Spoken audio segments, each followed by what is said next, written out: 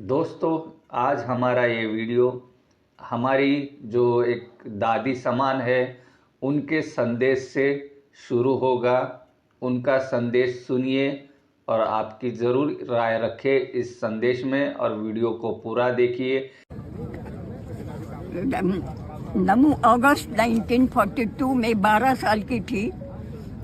तब डू और डाई गांधी जी ने जो कहा था उस मुताबिक मैं और मेरी दो सहेलियां कॉलेज के सामने जाके नारे दिए तो हमको पकड़ा गया था।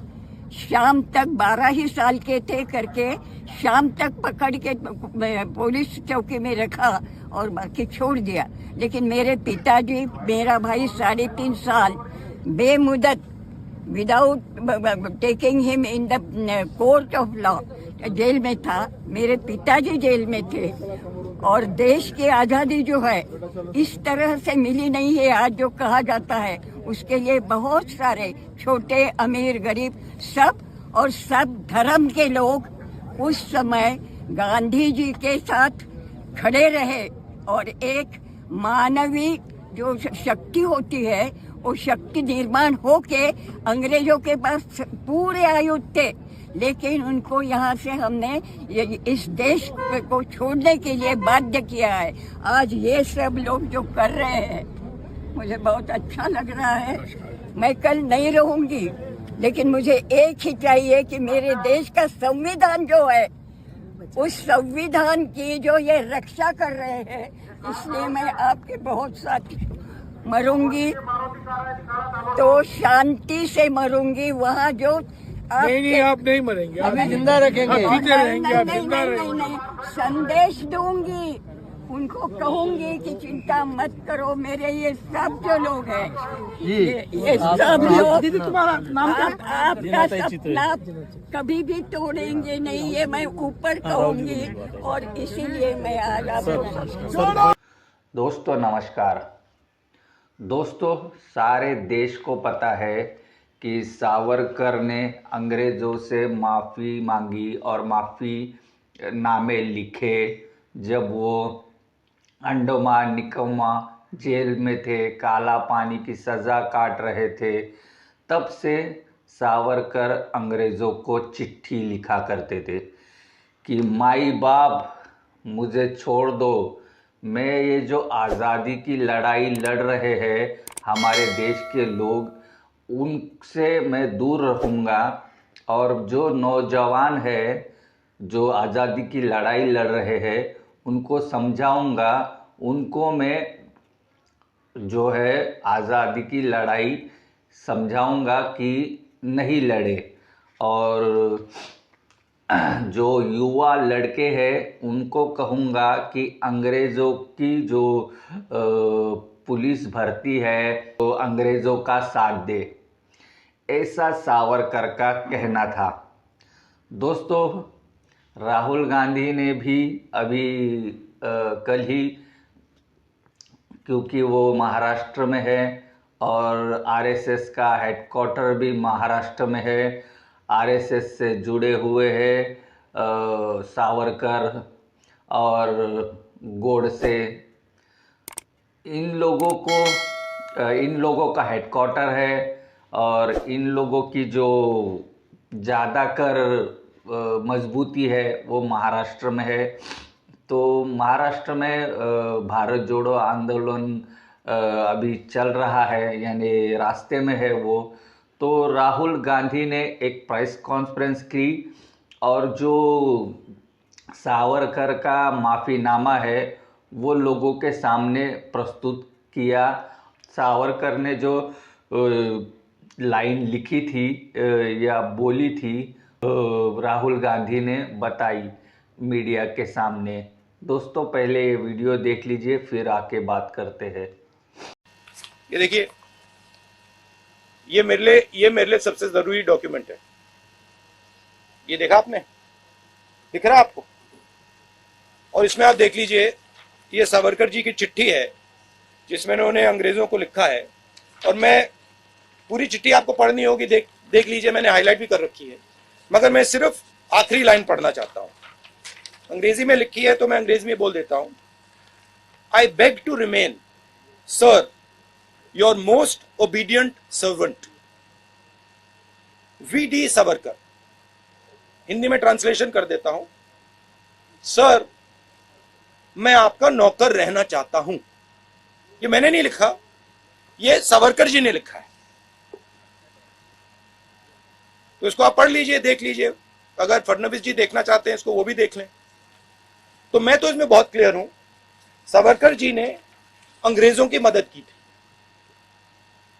दोस्तों, देखा आपने, राहुल गांधी के जो हाथ में दस्तावेज है वो जेल का दस्तावेज है, और अंग्रेज़ों का जो दस्तावेज है बहुत पुराना दस्तावेज है। वो सावरकर माफ़ी मांग रहे हैं और बोल रहे हैं कि मैं एक आपका सर्वेंट हूँ।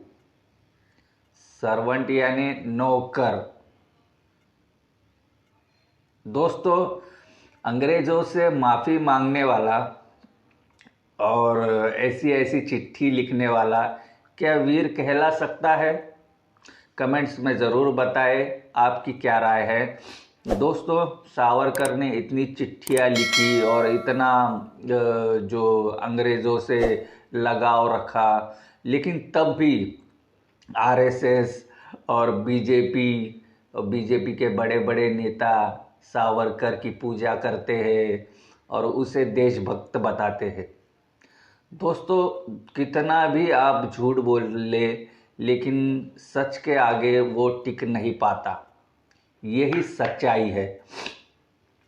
झूठ एक ना एक दिन सामने आ जाता है और उसका सामना करने के लिए आदमी के मुंह पर टेप लग जाता है। ऐसे ही बीजेपी आरएसएस वालों के साथ में हो रहा है। इन सब का कोई जवाब नहीं है उनके पास। और सावरकर की सच्चाई तो यही है कि अंग्रेज़ों से माफ़ी मांगी, और जो हमारा जो अंग्रेज़ों के साथ में जो युद्ध चल रहा था और जो हम लोग उनको भगाने के पीछे लगे थे, लेकिन सावरकर का इसमें कोई हाथ नहीं था। आज़ादी के लड़ाई में उन्होंने कुछ काम नहीं किया, सिर्फ चिट्ठियाँ लिखी, अंग्रेज़ों से पेंशन ली और बहुत सारे ऐसे काम देश के खिलाफ किए। तो आप उनको क्या कहेंगे कि आज तो सावरकर इस दुनिया में नहीं है, लेकिन तब भी उनका नाम क्यों ले रहे हैं? दोस्तों, इसलिए ले रहे हैं कि सावरकर का जो इतिहास है वो अच्छा बनाना चाहती है बीजेपी आरएसएस। बीजेपी वाले चाहते हैं कि हमारा कोई जो नेता हो, जो हमारी जो विरासत हो, विरासत में जो आदमी है उसने अच्छा काम किया है, ऐसा प्रोपागेंडा चलाए। और दोस्तों, आपने देखा होगा कि कर्नाटक में एक स्कूल में सावरकर की जो एक कथा सुनाई जाती है, ऐसी कथा कि उसका कोई सबूत नहीं है, वो काल्पनिक कथा है। और आपने देखा होगा कि जो एक बीच में ये भी हुआ था कि सावरकर जेल से बाहर आते थे बुलबुल के साथ। दोस्तों, बुलबुल पे बैठकर सावरकर जेल के बाहर आते थे, पूरे देश की आज़ादी की लड़ाई देखते थे। फिर बुलबुल पर बैठकर फिर एरोडा भी अपना जेल चल जाते थे। पता नहीं तब कौन सी जेल में थे वो, हमें पता नहीं। बुलबुल पर जब बैठते थे, मुझे लगता है अंडमान निकोबार वो जेल में थे, तब ऐसा लगता है हमें, क्योंकि वो समंदर इलाका है तो बुलबुल की ज़रूरत उनको पड़ती होगी। ऐसी ऐसी कहानियाँ बनाकर छोटे छोटे बच्चों को पढ़ाया जा रहा है दोस्तों, लेकिन सच तो सच होता है। आप मानते हैं कि नहीं, ज़रूर कमेंट्स में बताएं। और राहुल गांधी ने जो बोला है और ये किया है, और एक बात दोस्तों कि ये जो राहुल गांधी है, विपक्ष के नेता है और कांग्रेस पार्टी के नेता है, इन्होंने जब से भारत जोड़ो यात्रा शुरू हुई है तब से 6 प्रेस कॉन्फ्रेंस कर चुके हैं, लेकिन मोदी जी को 8.5 साल हो गए, मोदी जी ने एक प्रेस कॉन्फ्रेंस नहीं की। दोस्तों, इस वीडियो में क्या है आपकी राय ज़रूर बताएं, चैनल को सब्सक्राइब करें और बेल आइकन भी दबाएं। फिर मिलेंगे एक दिलचस्प वीडियो में। नमस्कार।